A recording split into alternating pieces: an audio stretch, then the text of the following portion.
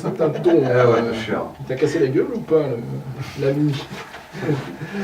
Tes morceaux, tu l'as expliqué que tu l'avais écrit donc, en pensant sur l'autoroute. Voilà, sur une aire d'autoroute. Enfin, t'as eu de la chance En voiture. accident, c'est ça? En allant répéter. Et la plupart des morceaux, tu les écris comme ça? C'est des paysages qui t'inspirent des idées? Non, pas spécialement. Non, mais il me vient des idées un petit peu n'importe quand, n'importe comment. Souvent, il me vient une idée de refrain avec la musique qui va avec. Ça me trotte dans la tête et puis je rentre chez moi, j'essaie de trouver les accords qui vont bien à la guitare et puis après je construis les couplets autour. En général, ça se passe comme ça. Je ne suis pas le seul auteur-compositeur du groupe, il y a aussi Charlie le Révérend. Qui est le guitariste et qui fait à peu près la moitié des morceaux, un peu moins que moi, donc c'est moi le plus riche quand même. Ah bah ouais, avec le droit d'auteur, c'est voilà, clair. ouais. Je vais expliquer que ça existait depuis 12 ans. Là, le morceau Sanari qu'on vient d'écouter, c'est sur l'avant-dernier album, donc il y a pas mal d'albums, donc tu peux nous parler de tout ce parcours? Ouais, ben, on a commencé en fait en 2004, mais ça a commencé à être sérieux à partir de 2007-2008 où on a sorti un premier album qui s'appelait Qu'est-ce qu'on va faire? Qu'est-ce qu'on va faire? On a continué. Ensuite, on a sorti un deuxième album, Mortel, avec une collaboration de Gary Greo, par exemple, du groupe Massilia Sound System, qui a fait un morceau avec nous. Ça nous a fait un peu connaître. Et ensuite, on a fait un CD très particulier qui s'appelle Motorhead and Shoulders. Motorhead, pour ceux qui connaissent, qui aiment bien cette musique, c'est un grand groupe de hard rock, de metal. Et on a osé parodier 6 morceaux de Motorhead. On a fait les versions en français. Par exemple, Bomber est devenu Jean Bomber. Iron Fist est devenu Rendez-vous à la Fistinière pour les spécialistes. Il y avait les Binochons qui faisaient ça, qui avaient traduit les Beatles, les Pistols et les... Ouais, c'est ça. Stones, c'est ça. C'est un petit peu dans cet esprit, sauf que nous, il n'y a que 6 titres et puis c'est la seule fois qu'on l'a fait. Ouais, ça marche à chaque fois, ça, c'est des belles idées. Parce que les gens disaient, vous êtes un groupe de rigolos. On a dit, ouais, on est des rigolos, mais on va jouer du Motorhead quand même. Voilà. Et le groupe, depuis les 12 ans, a toujours été composé de vous trois? Moi, je suis un des trois membres fondateurs du groupe. Donc Charlie, le guitariste, est venu nous rejoindre pour l'album Mortel, je pense que ça doit être en 2008. Ensuite, on a changé de batteur il y a maintenant 3 ans ou 4 ans, je ne sais plus, il prend tellement de place, il faut dire. Voilà. Donc je suis le seul survivant de la formation d'origine, mais Charlie, le guitariste, est là depuis très longtemps quand même. Dès le moment où c'est devenu sérieux, il a commencé à travailler. Oui, vous continuez toujours à faire vivre l'histoire. Voilà, c'est ça. Je suis la mémoire du groupe, la mémoire défaillante des fois. Mais donc pas du tout montagnard pour le coup, malgré le nom. Absolument pas, non. Moi, je suis né à Marseille, j'ai passé toute mon enfance à Marseille. Ensuite, j'ai fait mes études, de grandes études qui ont fait que je suis docteur en phonétique et en linguistique en fait, et à Aix-en-Provence.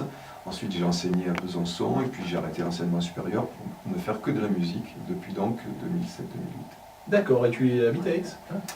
Là, j'habite dans le Vaucluse, pas très loin d'Aix-en-Provence, à Loris en fait, pour ceux qui connaissent. Tu es venu pour nous à l'oreille qui gratte pour l'occasion, je savais pas que tu venais si loin. Tout à fait, on a fait des kilomètres. On a la motivation pour venir parler dans le poste. Je t'en remercie. C'est un plaisir. Chaleureusement, voilà. Belle région, le Vaucluse. Tu habites à un très bel endroit. Mais c'est vrai, comme on vous voit régulièrement sur les scènes azuréennes, j'avais imaginé que vous étiez un groupe de l'arrière-pays niçois. Non. D'ailleurs, on n'y joue pas assez souvent. À Nice et dans l'arrière-pays niçois, à Grasse, à Cannes, tout ça. S'il y a des gens qui nous écoutent, qui veulent nous programmer, on reviendra très volontiers. Voilà.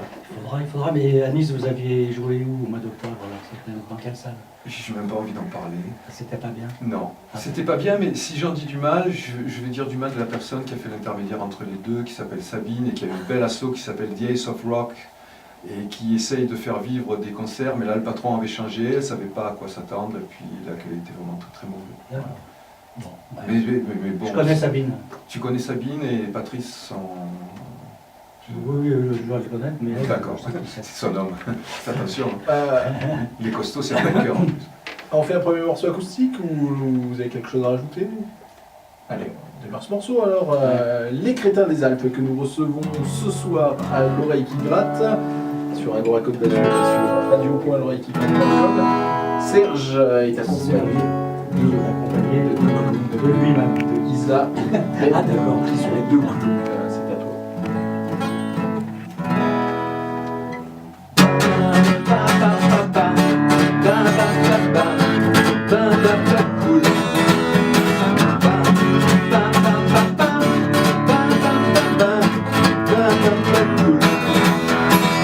Pourquoi je suis là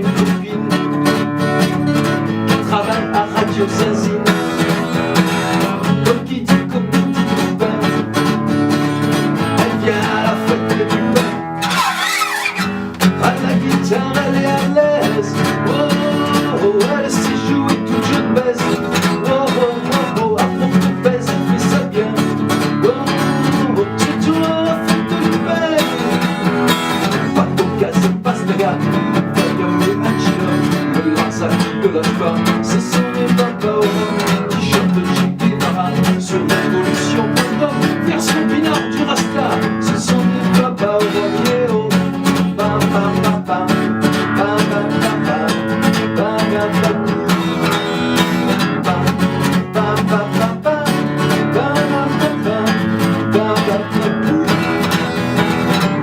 Un anglais qui habite à Man, moitié poivron, moitié chaman, à 4 bornes de chez lui, ça sent déjà le patchouli. On peut le voir sur le marché, juste à côté du poissonnier. Il vend le bracelet indien, surtout dans la fête du verre. Pas pour gaz, pas pour ce sont les papas au rhum qui chantent Che Guevara sur révolution.com, version pinard du Rasta. Ce sont les papas au rhum, yeah, oh. Bam bam bam bam, bam bam bam bam, bam bam bam, bam bam bam bam, bam bam bam bam. Nico n'est pas boulanger, mais il fabrique en secret petite baguette en pavot, ouais ouais. C'est un bouton, ça en idiot. Itinéraire immédiat, jeu de mots. Je me suis dit c'est sativa, deuxième jeu de mots. On se renouvelle dans le foin, et c'est ça la fête du pain. Marco Gaz, Pastaga, Valiant et Conchita, de leur sac ne le lâche pas. Ce sont les papas au rhum qui chantent Che Guevara sur révolution.com, version pinard du Rasta.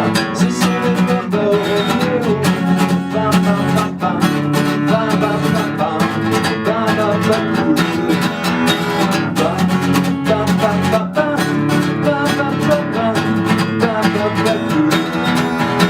Les papas c'est mes copains, ils aiment partager le pain. Les papas c'est mes copines, elles aiment partager. Les papas c'est mes copains, ils aiment partager le pain. Les papas c'est mes copines, elles aiment partager avec moi. Les papas c'est mes copains, ils aiment partager le pain. Les papas c'est mes copines, elles aiment partager la hop hop hop hop. Ah, il y en a un qui l'a dit quand même.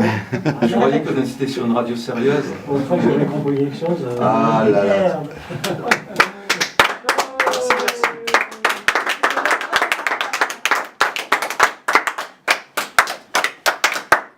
Bravo, bravo, merci. Les petits galets en session, n'importe quoi, les crétins des Alpes. Désolé, désolé. La troisième fois, crétins des Alpes, j'ai déjà dit. Ah ouais, Non, tu m'as appelé Zambla tout à l'heure. Ah ouais, non, mais Ah, ça Zambla, les c'était petits écrit galets. pour moi.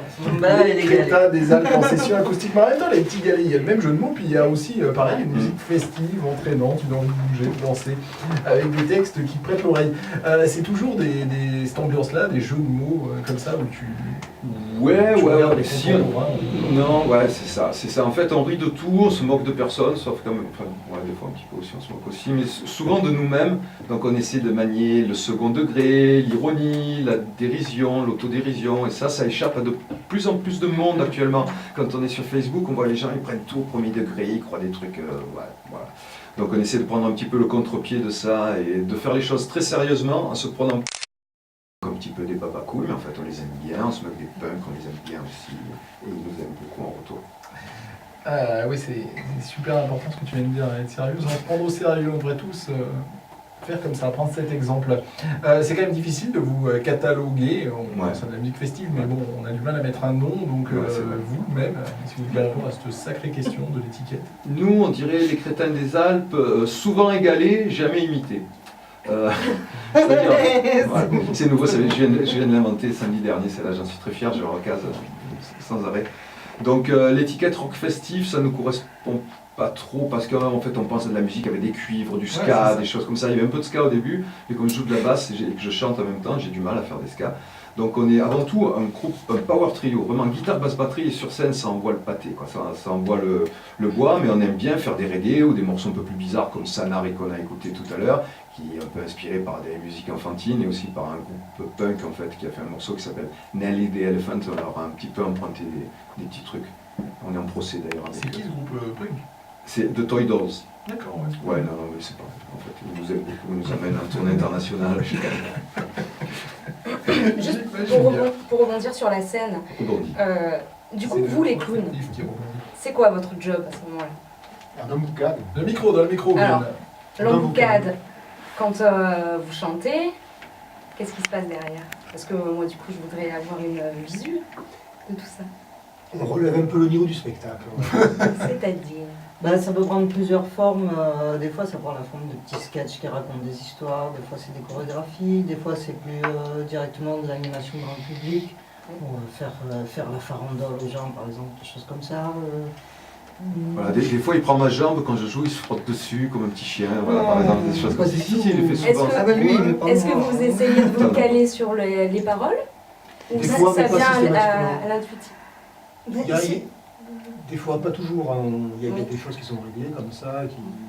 Non, mais En fait, il y nous, a, on il joue y a sur pas mal d'impro quand même aussi. On joue sur le décalage quand même, donc quelque part on se cale sur la thématique, sur les paroles, mais d'une certaine manière l'histoire raconte encore un peu une autre histoire que Après, ça- l'histoire qui est Ça racontée part dans la encore chanson. ailleurs. tu crois qu'ils ont compris, les auditeurs là? Moi, je crois pas. Tu crois pas? Non, non, mais je crois qu'il va falloir qu'ils voient le DVD. Parce Mais qu'on a c'est enregistré un DVD la semaine Ah. dernière.